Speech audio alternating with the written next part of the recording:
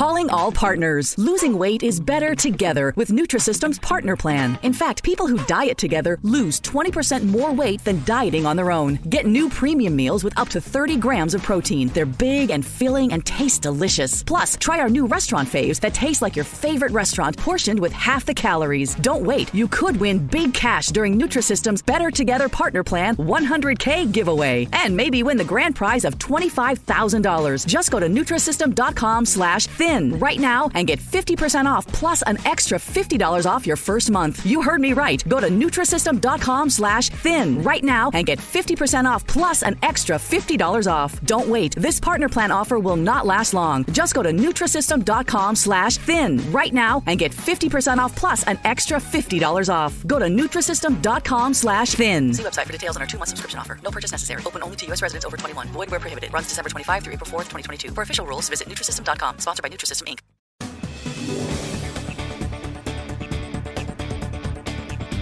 Hello, thanks for tuning in to another episode of NCIA's Cannabis Industry Voice on Cannabis Radio. I'm your host, Bethany Moore.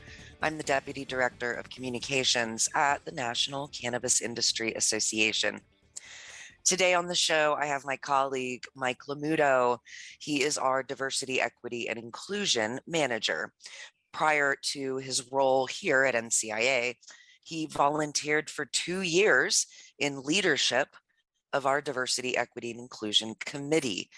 In his current role, he's tasked with building sustainable DEI at NCIA, supporting our social equity members, and implementing initiatives to foster greater DEI nationwide.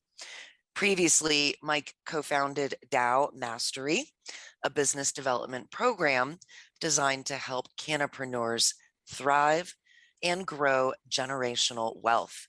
Welcome to the show, Mike. Thanks for joining me. Hey, thank you, Bethany. Thanks for having me on here. And it's always a pleasure to talk to you.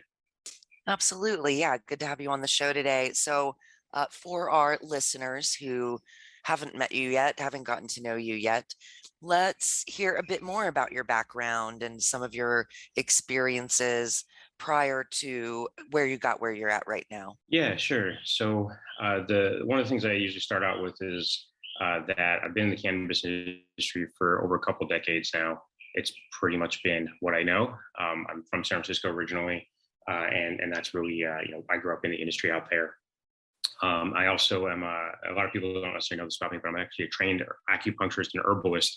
So I bring a lot of that kind of understanding of plant medicine and natural medicine into my cannabis experience, basically. Yeah, absolutely. I also share that with you. I have a bit of a background in herbal medicine studies, and of course, my spiritual practice includes fun stuff like crystals and astrology, but it really does tail dove with the cannabis industry when we're looking at the natural healing world as well.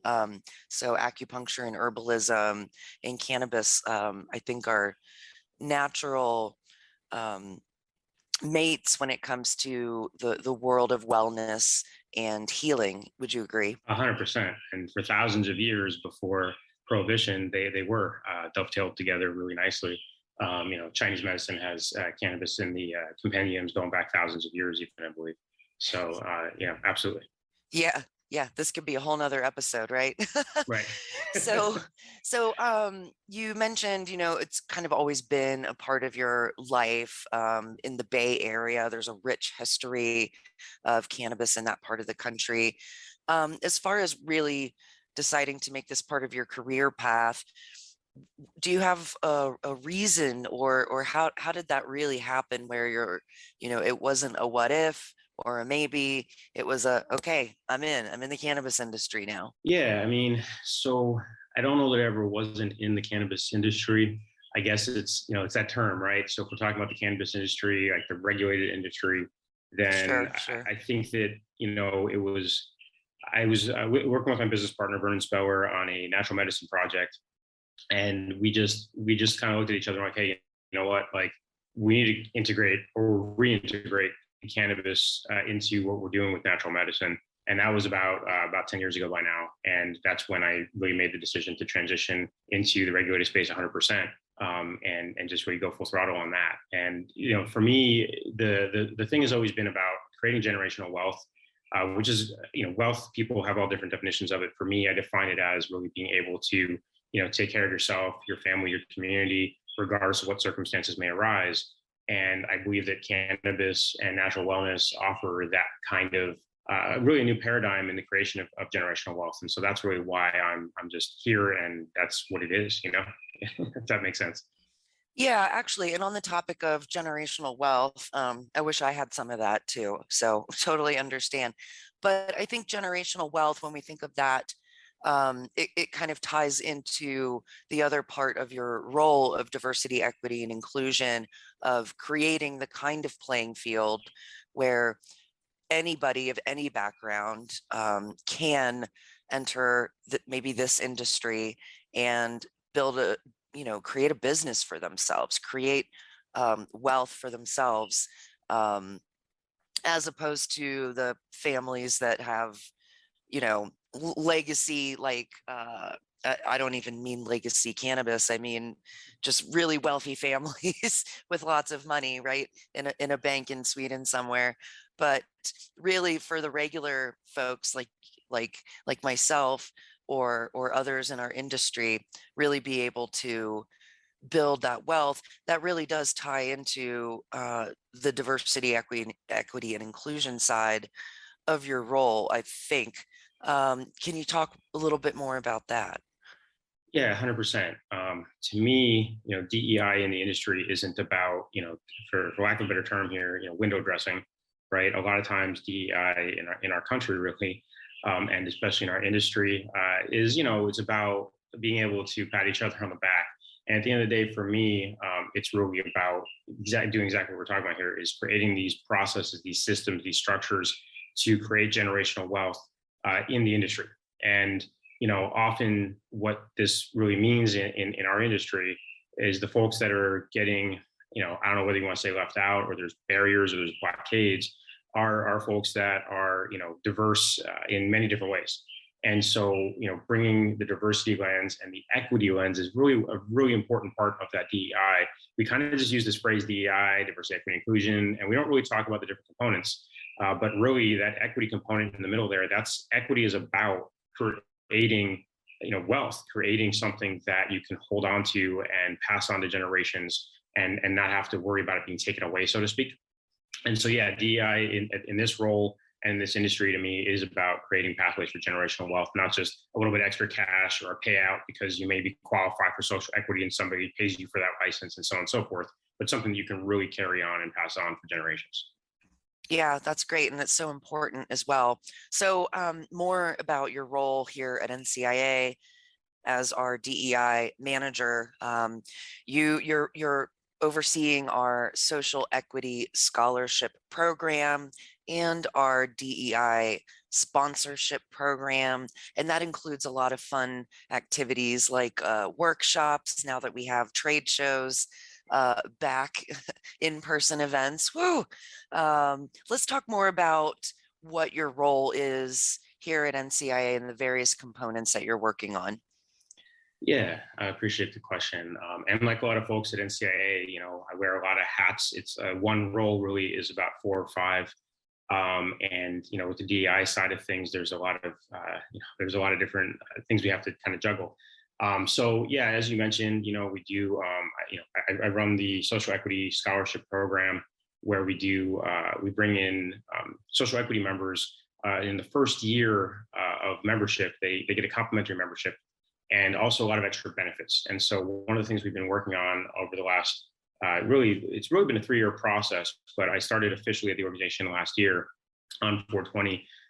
And what we really focus on is, how do we make sure that the folks that we're providing these complimentary memberships to are able to actually get a lot of value out of those memberships. And it's not just, again, like some window dressing.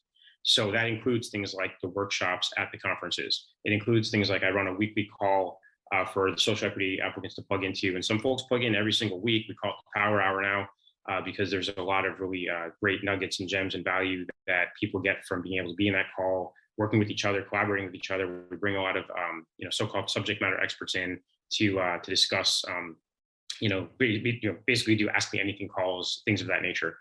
So that's definitely part of it. Another part of it is really like looking to ensure DEI at the organization, and that includes making sure our panels, our committees, our board has the proper diversity within them and is inclusive in nature.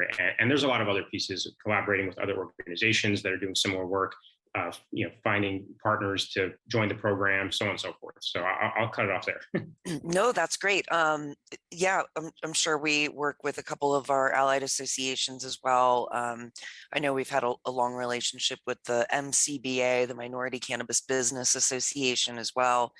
So, I mean, it's a lot of moving parts. Again, the conferences, I think having in-person events is a huge component, but sounds like the weekly phone calls are really a helpful touch point for those in the program as well. All right, let's take our first commercial break, and then we'll come back and chat more with Mike Lamuto about diversity, equity, and inclusion in the cannabis industry and here at NCIA. Stay tuned. We'll be right back. NCIA's Cannabis Industry Voice will return once we give a voice to our sponsors. All right, we're back on NCIA's Cannabis Industry Voice on Cannabis Radio. I'm your host, Bethany Moore, and I'm chatting with Mike Lamuto, who's NCIA's Diversity, Equity, and Inclusion Manager. So let's talk more about your work here at NCIA. I know we touched on it in the first segment, but you're working with DEI scholarship recipients and finding DEI program sponsors to support all that programming. So at this point, we've offered over 200 membership scholarships to equity license holders or equity license applicants across the country. So I'd really like to talk a bit more about those individuals and their companies, which you and I have been featuring recently in equity member spotlight blogs on our website as well. And this year we're doing even 2 per month so that we can showcase even more of these folks. Yeah, let's talk more about those people. Yeah, so what I'll say is, first off, thank you, Bethany, for all your support in making that happen. When we started doing that last year, we didn't know how it would go, and the benefit to the members has been really extraordinary. I've gotten just a lot of great feedback from everybody that's been featured in there. And so thank you also very much for stepping up this year and saying, okay, let's do 2 a month. So what I'll say is, our members really range the gamut. There are some members, and you'll see this in the spotlights, who are just getting started in the industry, really. And they've been at it for maybe, and when I say just getting started, I mean, in this industry, especially when you are working on the social equity side of things, that could be 1 to 3 years because it can take so long to get licensed. So there's a lot of our members that are still in that process. They've applied, they're, working on their business plans. They have their business plans. They got their brand that they're pushing out there. Maybe they're doing CBD right now. I think there's a couple members that we spotlighted recently that are running with CBD products while they're still trying to figure out how to get that actual license. Because when you're, a little bit less resourced, it can be challenging to get that license. Even if you are pretty well resourced, it can be challenging to get a license. But especially when you're a little less resourced, it can be really challenging. And when I say less resourced, I'm talking really specifically here financially, because a lot of these social equity applicants and members, they're actually very resourceful. And that's, I think, part of where the frustration comes in, right? And we have a member, Anthony Jenkins, comes to mind, who spent, I think, 7 years to get his license. Another very resourceful individual who went through one navigation after another, one pivot after another, and he now has a product that's out there on shelves, and he's in San Francisco. San Francisco's a little further along, but basically we have members that go from that range. Tucky from Blunts and Moore has a dispensary in Oakland, and then there's members that are in Illinois that are still waiting on the whole lottery process to basically come through, or members in Detroit that are just still kind of navigating that whole situation, and the lawsuits that came in with, or I don't know if they're lawsuits or injunctions or whatever you want to call it. That's not my area of expertise. But yeah, we have members all over the country. At Denver, we have a few members in Denver that are really making some waves in Denver. Michael Diaz Rivera, we spotlighted recently. and he's been really working to organize a lot of the social equity operators and applicants in that area. Yeah, I mean, we have, as you mentioned, there's about 200 plus, there's 250 people that we have companies that we've onboarded, and we have a lot of them are pretty active in the community that we've been building. So it's hard for me to just say, oh yeah, let's talk about this one or that one, because there's just so many great individuals. But if you have any specific questions for me on that, I would definitely love to go further. Yeah, awesome. I just, yeah, it's great to see the faces and names of these individuals and their companies, and hear a bit about their journey to get to where they're at as well. And I do see a recurring theme that acts. Calling all partners. Losing weight is better together with Nutrisystem's partner plan. In fact, people who diet together lose 20% more weight than dieting on their own. Get new premium meals with up to 30 grams of protein. They're big and filling and taste delicious. Plus, try our new restaurant faves that taste like your favorite restaurant, portioned with half the calories. Don't wait. You could win big cash during Nutrisystem's Better Together Partner Plan 100K giveaway. And maybe win the grand prize of $25,000. Just go to Nutrisystem.com/thin right now and get 50% off plus an extra $50 off your first month. You heard me right. Go to Nutrisystem.com/thin right now and get 50% off plus an extra $50 off. Don't wait. This partner plan offer will not last long. Just go to Nutrisystem.com/thin right now and get 50% off plus an extra $50 off. Go to Nutrisystem.com/thin. See website for details on our 2-month subscription offer. No purchase necessary. Open only to U.S. residents over 21. Void where prohibited. Runs December 25 through April 4th, 2022. For official rules, visit Nutrisystem.com. Sponsored by Nutrisystem, Inc. Access to capital is one of the biggest challenges for these equity applicants and license holders. And I also mentioned earlier that we brought back our in-person trade shows. So this means that at both our Midwest Cannabis Business Conference that we held in Detroit last September, and then the Cannabis Business Summit and Expo in San Francisco, we squeezed that one into December last year. Another thing that happened was we hosted day-long social equity workshops. So let's talk about those workshops and what the participants are experiencing during them. Yeah, so both workshops were really successful, in my opinion. We had a lot of great feedback from everybody that attended, and that's how I go based on whether it was successful or not, right? They were actually very different in nature because the markets are very different in nature, and we also had different planning involved, and so on and so forth. The Detroit workshop was we brought in a lot of really some of our top supporters, March Networks, the People's Ecosystem, including Spoke Cannabis. Each of them has a founder or representative, Christine De La Rosa, Kevin Green, Chris Jensen, that has been very involved in our program. And so they actually led what we called expert roundtables, where the attendees were able to ask them pretty much any question, and they ranged the gamut from we had a table that was focused on fundraising. We had a table that was focused on what do you do while you're waiting, right, for your license? How do you stay in the industry? How do you build your brand anyway? Really ran the gamut. We had another roundtable with Mr. McCauley talking about kind of how to leverage real estate even when you don't necessarily have a lot of resources to begin with. How do you leverage real estate as a social equity applicant? And then we also had Khadijah Adams, who runs our Cannabis Minority Report podcast, gave an amazing motivational talk that just really, I heard a lot of great feedback, shifted a lot of people's perspectives. We had some the Detroit Office Cannabis folks came in and did an Ask Me Anything panel.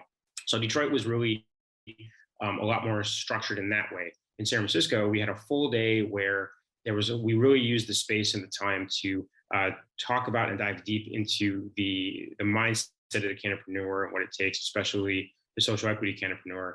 And we also used a lot of that time and space to have a lot of conversation amongst each other, a lot of conversations that maybe we don't always get to have because we don't always have the time or the space or the bandwidth to do it, where we're all, not all, but, where there's that many folks in the same room. And then we also did bring in some folks like Mark Slaw and Christine De La Rosa came in and did do some more conversation from the perspective of how can NCIA help more with what we're doing? How can we be more impactful for what is needed in the community? So So that was that workshop. And the other thing I'll mention also is that we did one thing that was really awesome at CBS at the conference was the Bloom experience, which was a brand pavilion where operators were able to, display their brands, display their products out on the floor in San Francisco.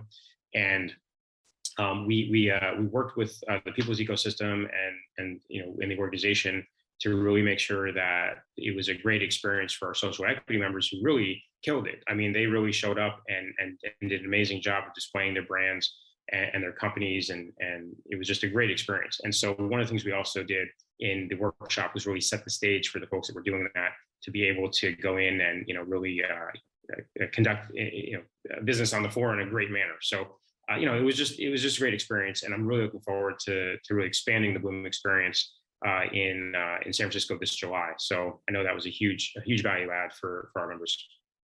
Yeah, the Bloom experience, that is that new part of our trade shows. It's fortunate that the city of San Francisco and the Moscone Convention Center we're at the point where we can have real cannabis product on the show floor. We can't smoke it, we can't consume it, and we can't sell it, but business connections can be made. You can, look at the packaging, you can smell the product, you can take a look at it. So I think that was a really great opportunity, not only for those who have those products and maybe don't get an opportunity to showcase their wares outside of a dispensary, but also for participants to have something new and exciting to do. So I am definitely looking forward to doing the Bloom Brands Experience section of our expo floor again in July at our 8th annual Cannabis Business Summit and Expo. And I'm sure we're planning another social equity workshop of some kind. Is that right? Oh yeah, absolutely. Excellent. Yeah. So let's take our second commercial break here, and then we'll come back and we'll wrap up the show and talk a bit more about our DEI sponsors. So stay tuned. We'll be right back. NCIA's Cannabis Industry Voice will return once we give a voice to our sponsors. All right, we're back on NCIA's Cannabis Industry Voice on Cannabis Radio. I'm chatting with my colleague, Mike Lamuto, who's our Diversity, Equity, and Inclusion Manager. And before the commercial break, you did mention Khadija Adams, and I just want to prop her up a little bit. She also has been involved in our Diversity, Equity, Inclusion Committee for years, and she took on the hosting of our NCIA's second podcast. So this is our primary podcast that we've been running for over 5 years. But we launched the Cannabis Minority Report in the last couple years, and Khadija has taken on hosting that show for us as well. And she just does a fantastic job. And it's yet another opportunity to speak with Black and Brown voices in the cannabis industry, and Hispanic voices, and Native American voices, and Asian voices. So she really is putting a focus on the diversity in our industry as well. So I think it's a great value to the industry to be able to hear from those voices. And she also streams live on Facebook, I think on Mondays or Tuesdays from NCIA's Facebook page. So you get to see the faces with the names as well, with the voices. So I really enjoy that we're able to offer that as well for listeners, and as well as for those in the industry to really have an opportunity to share that as well. So I also want to talk about the sponsorship program, because all this programming needs to be supported as well. So we have been fortunate to have a few sponsors: Forefront Ventures, the People's Ecosystem you mentioned earlier, and Kronos Group, Nice Guys Delivery. Some great companies have stepped up to become DEI sponsors as well. And our Evergreen membership actually contributes toward that as well. So yeah, from your perspective, Mike, DEI sponsorship, what does that look like as we're going into 2022, and why should companies reach out to you about becoming a sponsor? Yeah, no, I appreciate that question. And it's actually a multi-pronged question here, right? So on the one side, of course, from my own personal side of things, I'm like, look, like I'm a one person department. I have a lot of great support from a lot of my awesome colleagues at NCIA, but the DEI initiatives that we have are many and really robust. And so the more support that we can have, the more resources that we can have access to, it really helps us do a lot, right? I think we've built a great program that we know is delivering a lot of impact, because we hear directly from our members that say, yes, like this is helping us in this way specifically. It's opening up doors for us that we didn't have open before. It's allowing us to connect and network with folks that we maybe wouldn't have seen or known before. And there's just the education, a lot of different pieces, and so we know it's making a great impact. Right. But in order to do that, of course, like anything else, it takes resources. So I appreciate all the sponsors that stepped up at the beginning. Most of them were honestly before my time. But what we've done over the last several months is really, to be quite honest, we've I don't want to say neglected sponsorship campaigning. What I want to say is we've really been really intentional with making sure that we build the program in a way that does not become another one of these window dressing, virtue signaling types of things. And as a result, we've really put that energy into building the program rather than funding the program. And so now we're at a point where, look, rubber's hitting the road. We need to figure this out. And the People's Ecosystem stepped up. March Network stepped up. Both of them recently, in different ways. People's Ecosystem went full on and said, "Hey, we want to become an Evergreen member. We want to sponsor this program." But we need more support, to be quite frank, if we're really going to keep doing this the right way and building it the right way, and be able to reach more people that we know we can reach. So, what we've done is really created. I come from a business development perspective, right? I'm an entrepreneur myself. And so I understand that sponsorship, can't just be about heartstrings and, hey, I believe in something, although that's awesome. And sometimes it lines up and it works out. We also need to make sure that it works in a way for the businesses to be able to, see business value out of it, so to speak.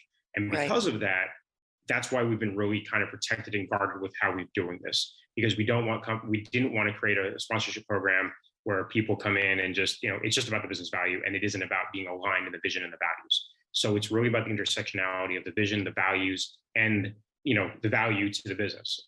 So anyway, that's my long-winded way of saying that we've created a lot of different customized ways that we can do sponsorships and partnerships. And my main thing is reach out, let's have a conversation, let's see how we can make this fit. If we're not the right fit, then we're not the right fit. But if we are, we know that we can really build a great industry together and see a lot more diversity, equity, inclusion in it, and utilize the amazing platforms that we've built here at NCIA over the last 11 years now. Mm-hmm. So if a company is interested, they can reach out to you and you can customize some benefits for them, as long as their intention is aligned with wanting to support DEI initiatives. You can find a way to give value to that company in exchange for their financial support for the program, it sounds like. Yeah, absolutely. Aside from the intrinsic value of supporting DEI in the industry, we can also work with that company to tailor it and figure out, okay, how can we do this in a way that's ethical and keeps the value and so on and so forth. So yeah, I'll leave it at that. Absolutely. Yeah, that's great. So yes, if you're an NCIA member or a company that's not yet an NCIA member and you would like to step up and support diversity, equity, and inclusion, specifically our program at the National Cannabis Industry Association, I encourage you to explore more on our website and reach out to Mike Lamuto, and he will be happy to have a conversation with you, and hopefully mutually beneficial for all involved as well. And I'm really looking forward to just keeping things rolling at our Cannabis Business Summit and Expo this July 20th, 21st, and 22nd in San Francisco. And you can learn more at cannabisbusinesssummit.com. In fact, we are accepting applications for educational speakers. That includes panel sessions and workshops and lightning lessons through February 25th. So if you're listening to this and you catch it before February 25th, be sure to submit your speaker application as well. And we've run out of time, but thank you so much, Mike, for jumping on the podcast with me today and talking about our DEI program and scholarship recipients. And look forward to seeing you in person again, hopefully in July. Absolutely. Thank you so much, Bethany. Really appreciate you and everything you're doing at the organization to help us get all this diversity, equity, inclusion really integrated at the organization. Thank you. We're doing it together. Thank you. And thanks to our listeners for tuning in to another episode of NCIA's Cannabis Industry Voice. Until next time.